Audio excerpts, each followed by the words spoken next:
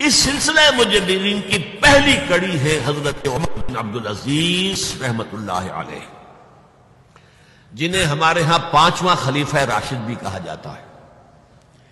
ولادت سن 61 ہجری کی ہے، انتقال ٹھیک 40 برس کی عمر میں 101 ہجری میں ہو گیا۔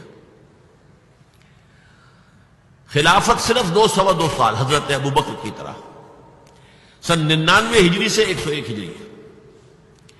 خود یہ مروان بن حکم کے پوتے تھے۔ بنو امیہ کے جو خلفاء ہیں ان کی 2 شاخیں ہیں۔ امیہ کے 2 بیٹوں سے جو شاخیں چلی ہیں، ایک حرب سے چلی ہے، اس میں ابو سفیان تھے لیکن وہ خلیفہ نہیں تھے، لیکن امیر معاویہ، پھر یزید کا بیٹا تھا معاویہ ثانی۔ دوسری شاخ جو تھی وہ مروان بن حکم سے چلی ہے، اور اس میں ہے اصل میں جو 10 خلفاء آئے ہیں بنو امیہ کے۔ یہ مروان بن حکم کے پوتے تھے، لیکن ان کی والدہ حضرت عمر کی پوتی تھی۔ یہ جو امتزاج ہوا ہے، یہ جو حضرت عمر فاروق رضی اللہ تعالیٰ عنہ کا خون ان کی رگوں میں پہنچا ہے، اور وہ بڑا مشہور واقعہ ہے، دلچسپ واقعہ ہے کہ حضرت عمر ایک روز اپنی رات کی گشت پر تھے، جو آپ خبر گیری کے لیے رات کو سفر کرتے تھے شہر کے اندر، تو آپ نے دیکھا small hours of the morning, صبح کا فجر سے کچھ وقت پہلے وقت ہوگا، ایک گھر میں سے آواز آ رہی ہے ماں بیٹی کی گفتگو کی۔ ماں نے کہا بیٹی بکریوں کا دودھ نکال لیا، دہو لیا؟ کہ ہاں امی۔ اچھا اس میں کچھ پانی ملا دو۔ انہوں نے کہا امی آپ نے سنا نہیں، خلیفہ نے منادی کرائی تھی کہ دودھ میں پانی ملانا غلط ہے، ہرگز کوئی پانی نہ ملایا جائے۔ ماں نے کہا کہ بیٹی خلیفہ یہاں کوئی موجود ہے، کوئی دیکھ رہا ہے، پانی ملا دو۔ بیٹے نے کہا کہ امی خلیفہ نہیں ہے، اللہ تو موجود ہے، اللہ تو دیکھ رہا ہے۔ حضرت عمر نے وہ بات سن لی، اس گھر کو آپ نے تاک لیا اور جا کے اپنے بیٹے عاصم سے کہا کہ وہاں رشتہ کر لو۔ وہ ہے لڑکی پھر جس کے نسل سے یہ حضرت عمر بن عبدالعزیز یہ پیدا ہوئی۔ تو یہ در حقیقت پوتی ہے حضرت عمر فاروق کی، ان کی والدہ ام عاصم، اور یہ خود پوتے تھے مروان بن حکم کے۔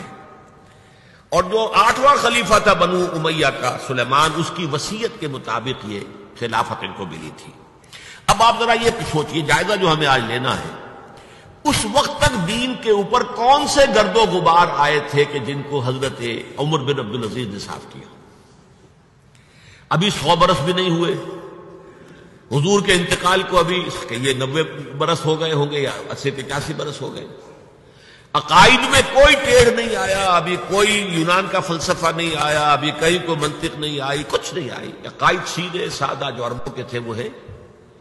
اعمال میں بھی کوئی تبدیلی نہیں آئی، مسلمانوں کے اعمال اخلاق تقریباً وہی ہے۔ کچھ کمی ہو گئی، کچھ دنیا کی طرف زیادہ رغبت ہو گئی ہوگی، مال اور دولت دنیا سے زیادہ دلچسپی ہو گئی ہوگی، بس۔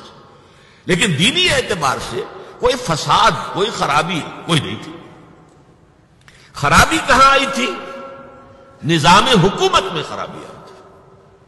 اسلامی نظام حکومت میں، اسلامی خلافت کے نظام میں کیا چیزیں ہوتی ہیں؟ نمبر 1 اللہ کی حاکمیت، کتاب و سنت کی بالادستی، ٹھیک، یہ تو یقیناً جیسے تھی ویسے ہی اب بھی تھی، لوگوں کی انفرادی زندگیوں میں اب بھی تھی۔ اور یہ کہ کم سے کم نظری طور پر حکومت کی سطح پر بھی یہ حکومت اللہ کی اور کتاب و سنت کی ٹوٹل بالادستی، اس کو تسلیم کیا جاتا تھا۔ فرق کہاں آیا؟ خلافت راستہ شورائی حکومت تھی، کہ اب جو حکومت بنو امیہ کی بن گئی، جسے حضور نے ملکن کہا ہے، ملوکیت، کو مانا انداز، ہمارا اختیار ہے، جو ہم چاہیں گے کریں گے۔ زمین و آسمان کا فرق واقع ہو گیا۔ وہاں خلیفہ کا انتخاب ہوتا تھا مشورے سے، امرہم شورا بینہم عن مشورۃ المسلمین۔ یہاں اب خلافت ہو گئی قبائلی، بنو امیہ، بنو عباس، اور موروثی ہو گئی، باپ کے بعد بیٹا، بیٹے کے بعد پوتا۔ وہاں بیت المال مسلمانوں کی ملکیت، مسلمانوں کی امانت تھا خلیفہ کے پاس، اور خلیفہ کا حق اس میں صرف اتنا تھا جیسے کہ حضرت ابوبکر نے فرمایا، حضرت عمر نے فرمایا، اور یہی بات عمر بن عبدالعزیز نے کہی کہ جتنا حق کے قرآن نے دیا ہے کسی مسلمان کو، اگر اس کی زیر کفالت کو یتیم ہو، یتیموں کا مال بھی ہے، اس کی دیکھ بھال وہ کر رہا ہے یتیم کا، اگر وہ غنی ہے تو اسے 1 پیسہ بھی لینا یتیم کے مال میں سے حرام ہے۔ لیکن اگر وہ خود محتاج ہے تو وہ ضرورت کے مطابق اس سے لے سکتا ہے. جتنا کچھ بھی ایک یتیم کا ولی یتیم کے مال میں سے لے سکتا ہے، اس سے زیادہ خلیفہ کے لیے بیت المال جائز نہیں. یہ معاملہ تھا ابو بکر صدیق کا، عمر فاروق کا، عثمان غنی کا، علی مرتضیٰ کا رضی اللہ تعالی عنہ اجمعین. لیکن اب آ کر دور بنو امیہ میں یہ جو خزانہ تھا یہ ذاتی ملکیت بن گیا، جس کی بنا پر عیش و عشرت بھی ہوئی، اور داد و دہش، جس کو چاہا جو چاہا دے دیا، جس کو چاہا اشرفیاں بخش دی، جس کو چاہا جو ہے نواز دیا. انہوں نے 3 ہی کام کیے. نمبر 1، ان کو خلافت ملی تھی اصل میں سلیمان جو ان سے پہلے خلیفہ تھے ان کی وصیت کی بنیاد پر، لیکن یہ احتیاط کر لی گئی تھی کہ اگر کہیں یہ وصیت پہلے لوگوں کے علم میں آ گئی تو شاید لوگ بغاوت کریں اور حضرت عمر بن عبدالعزیز کو گوارا نہ کریں. لیکن یہ کہ انہوں نے یہ کیا جو اس وقت کے ذمہ دار لوگ تھے کہ پہلے وصیت پر بیعت لے لی گئی کہ یہ وصیت ہم تسلیم کریں گے. ابھی سلیمان کے انتقال کی خبر بھی نہیں دی گئی، اسے بھی چھپا کر رکھا ہوا تھا. اس کے بعد وصیت کھولی گئی اور حضرت عمر بن عبدالعزیز کیا کہ سلیمان کا انتقال ہو گیا، تب لوگوں نے بیعت کر لی، کیونکہ بیعت تو کر چکے تھے، وصیت کی بیعت کر چکے تھے. اس وصیت سے عمر بن عبدالعزیز برآمد ہو گئے تو وہ بیعت خود بخود ہو گئی. لیکن انہوں نے جا کے اعلان کیا مجمع عام میں، لوگوں مجھ پر یہ خلافت کی ذمہ داری ڈال دی گئی ہے، بغیر مجھ سے پوچھے، بغیر میرے مشورے کے، بغیر میری خواہش کے، لیکن میں آپ کی گردنوں میں سے اپنی خلافت کے لادے کو اتار کر پھینک دیتا ہوں.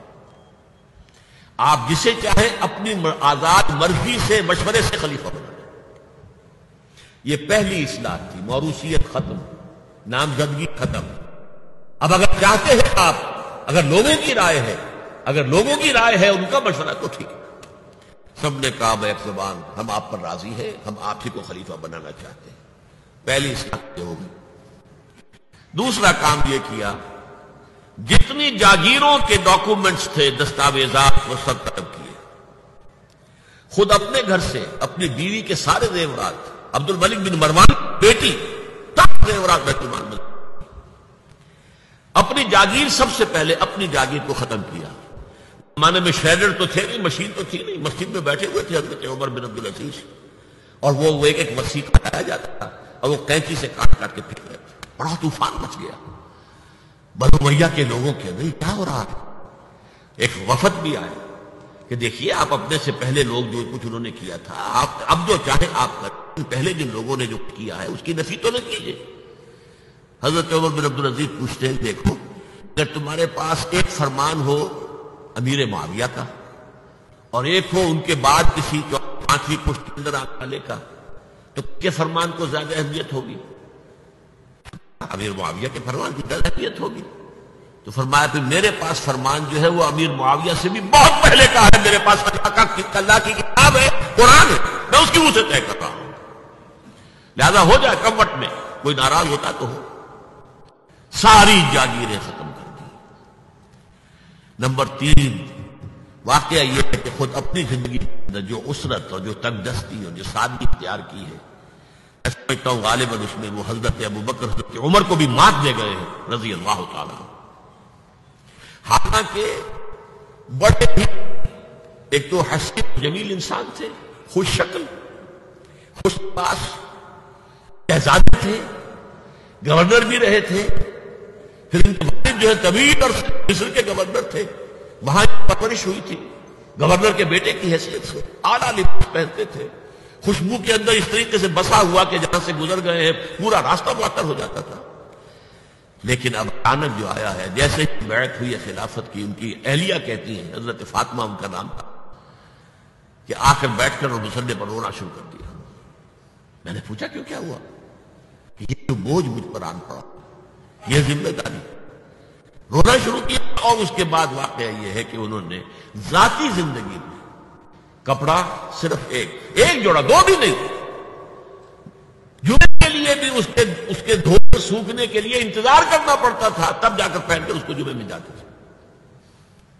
ایک دفعہ آئے ہیں، بچیوں سے گفتگو کر رہے تھے تو بچیوں کو دیکھا، عجیب حال ہے کہ وہ جو بھی بات کرتی ہے پھر اپنے منہ پر ہاتھ بھی رکھتی. پوچھا کیا سبب ہے؟ کہنے لگی آج ہم نے صرف پیاس سے روٹی کھائی ہے، ہمارے منہ میں بدبو آ رہی ہوگی، ہم نہیں چاہتے کہ آپ کو اس بدبو سے تکلیف پہنچے۔ حضرت عمر رونے لگے، لیکن کہا انہوں نے کہ میری بیٹیوں، کیا تم یہ پسند کرو گی کہ تمہیں دنیا کی نعمتیں ملے اور عیش ہو اور تمہارا باپ جہنم میں جائے؟ ان بچیوں نے بھی رونا شروع کر دیا۔ سارے زیورات ختم، اپنی جاگیر ختم۔ وہ آپ پتہ ہی ہوں گے کہ چراغ بھی ہے رات کو، سرکاری کام کر رہے ہیں تو وہ جو بیت المال کے تیل سے جو جلنے والا چراغ ہے وہ روشن ہے۔ خادم نے آ کر کوئی گھریلو بات کرنی چاہیے تو چراغ گل کر دو پھر بات کرو۔ ذاتی بات ہو رہی ہو تو سرکاری جو تیل کا چراغ ہے وہ نہیں جلے گا۔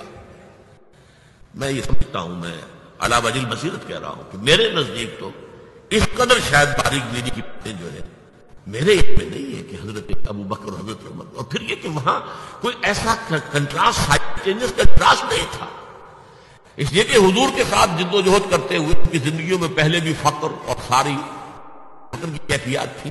یہاں تو اچانک ہوا ہے کہ اس سے پہلے ایک بہت خوش باش، لباس، خوش شکل، بہت ہی ہر طرح کے ناز و نعم کے اندر پلا ہوا انسان شہزادہ اچانک آیا ہے تو زندگی کے اندر انقلاب آ گیا۔